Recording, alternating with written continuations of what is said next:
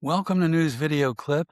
We are entering week 8 of Donald Trump's failed war against Iran. Trump's been promising for 6 weeks that this war would come to an end very soon. And yet it just keeps going on and on and on. So Trump's getting desperate. He went on CNBC today to try to justify his war by comparing it to other wars, including World War I and World War II, and also Vietnam. And Trump made the insane claim that he could have ended the Vietnam War very quickly. And what's funny about this is Donald Trump is a Vietnam War draft dodger. He got multiple deferments, so he never had to go to Vietnam. He never wore the uniform. And yet here he is making a fool out of himself. And when it's over, and it will end, when it's over, they want it to be over immediately. And I just looked at a little chart. World War I, 4 years and 3 months. World War II, 6 years. Korean War, 3 years. Vietnam, 19 years. Iraq, 8 years. I'm 5 months. Okay, 5 months. I would have won Vietnam very quickly. I would have. Okay. So obviously he's lying. The U.S. was not engaged in a 19-year war against Vietnam. That's basic U.S. history. President Kennedy sent advisors in the early 60s. It was actually President Johnson who sent troops on the ground in the mid 60s. And the last U.S. troops left in 1975 under President Ford. That's not 19 years. So Trump is just lying to you, and he's hoping you're not going to fact check him. We did. Alrighty, let's move on to Trump's Secretary of Energy, Chris Wright, and he was in Congress today, desperately trying to defend coal as being this great energy source. Let's watch this. Most of my life, people love to hate coal. And as a person who, as Senator Wyden just pointed out, who believes that energy is about people and math, I look at where the world gets energy, how that changes with time. Coal has been the largest source of global electricity since the data began. We have pretty good data starting in the year 1900. Coal is 125 and 0 in how many years they have led the world in electricity production. I'm pretty confident coal will lead the world in global electricity production when I die. Okay, so let's take a look at some of his claims, shall we? This should be fun.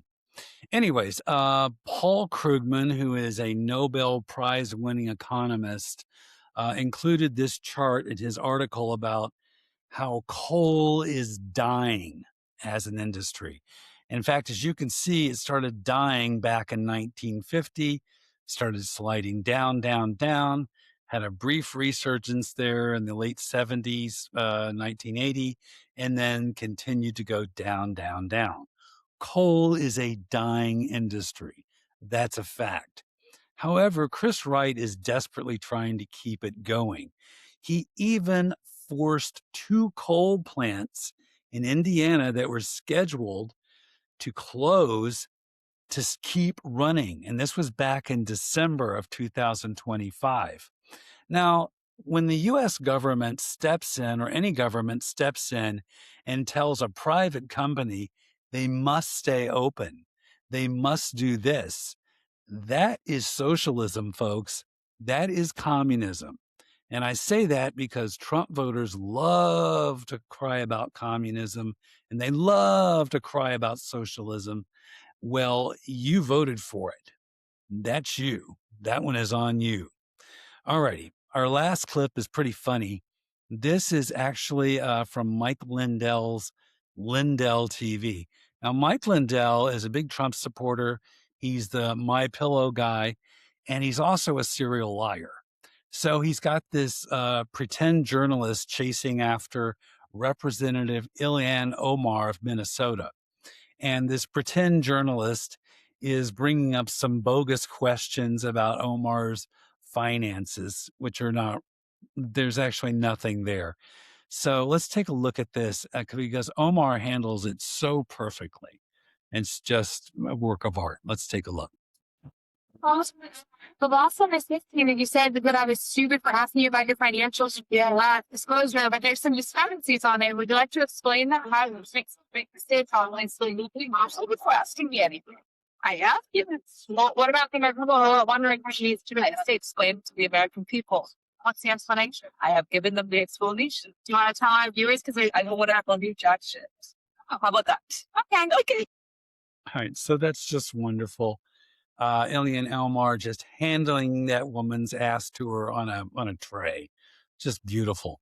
That's what more Democrats should be doing when they get ambushed by these right-wing stooges who are pretending to be journalists.